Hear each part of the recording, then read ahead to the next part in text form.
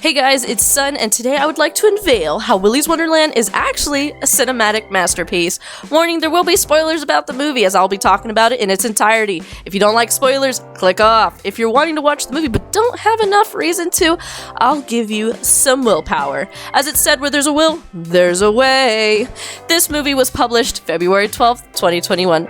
Now that I have the movie poster on screen, you may be wondering why Willy'S Wonderland sounds so familiar, or why it looks so familiar? Well, then the name Five Nights at Freddy's should ring a bell. FNAF, in other words, was released in 2014 as a horror indie game with a possessed animatronics. This game soon exploded into the well-known popular fandom that you no doubtly have heard about. Willy'S Wonderland and FNAF all the same storyline except for two major key differences. In FNAF, the souls of the murdered children take the animatronics and soon their killer gets transformed as one of them. He gets murdered.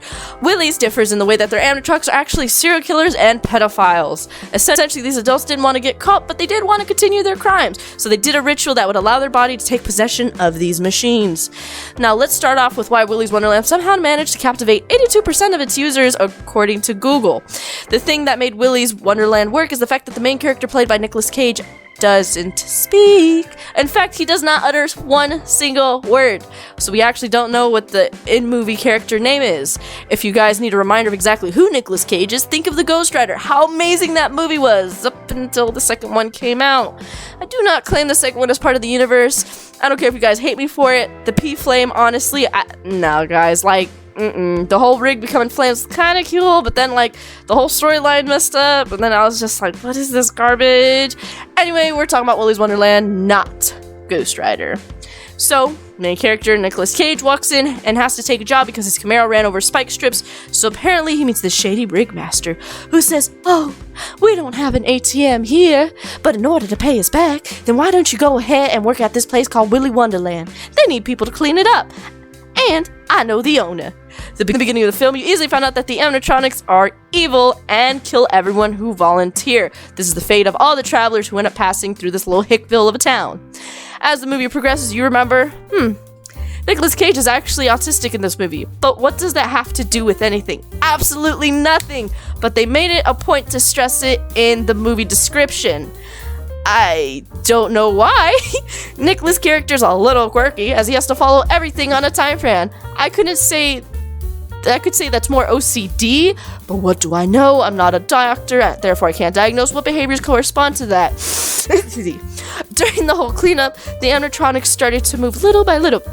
But Nicolas Cage is not afraid. No. His whole deal is I'ma look at you, I'ma do my job, and then I'm gonna beat the life out of this ping pong machine. In fact, the comedy actually starts during this point because you see the animatronics start to get quirky at night, just like Scott himself said. Nicholas does not seem to bat an eye, nor do the animatronics seek him out. In fact, the only reason why the animatronics start to misbehave is because another main character is introduced. Her name, Liv. She actually wants to burn down Willy'S Wonderland because her parents were slaughtered by the animatronics, and she ended up surviving because she hid. What happens is that a female deputy goes ahead and adopts her after that whole situation. Basically, she's been living with this woman ever since. Now she keeps getting into the law because apparently arson is illegal. Who would have thought that trying to set a building on fire multiple times was illegal? Freddy Fazbear needs to learn how to keep this under wraps. It wasn't until the deputy goes ahead and chains her into one of the RVs. Then her friends, her useless friends, come and try to rescue her. Except, they're so dumb. She was able to get herself out in a matter of seconds. I don't even know why she called upon to help, but whatever. Simply compare this movie to a dumb 1987 rom-com with horror, essentially with any horror movie almost from the 80s, where the main cast is teenagers and they have to try to stay alive. Usually, it comes with very dumb dialogue. I know, you're like, oh my gosh, you're just not selling this movie to me, I don't want to watch it, I don't get it. No, you do want to watch it, because this whole movie is just a big, large acid trip. And I've never been on acid. What I imagine is that it's weed, acid, you stare at a TV, and you let your eyes fall out of focus, and it's that. That's what it is to me. But I can't just keep saying amazing. I just gotta go deeper in the description. The most amazing part of this whole movie is the fact that Nicolas Cage goes one-on-one on these animatronics. It's like a silent tango. Did I mention that Nicolas Cage does not have a single line in the movie? All he does is give menacing looks. You know how The Rock has his smolder? Nicolas Cage kind of made up his own, except it makes him look constipated a lot of times. So now you have a constipated Nicolas Cage versus all the animatronics that are trying to kill him. And he's like, no, absolutely not. Like, this is the energy we needed in the Five Nights at Freddy's game, because the animatronics coming out to kill you just didn't sit well with me when you could only sit in that stupid chair.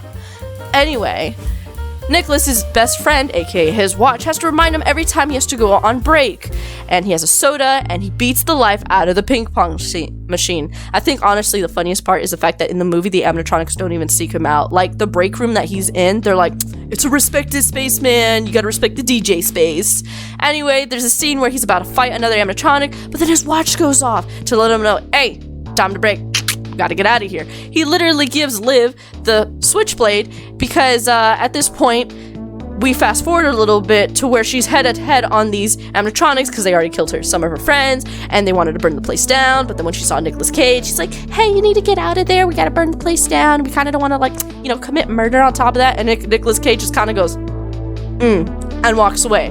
Like, the dude could be a good comparison to The Witcher in a not so funny way.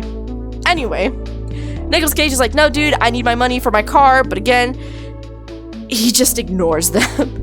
So the main character, like I said, was like, oh my gosh, I don't understand what to do. And then she ends up falling through the roof previously to, like, going on the tango with the animatronic. Her friends also follow her in. Her friends try to have fun in the quote, unquote, fun room to have, I don't know, you know, some fun.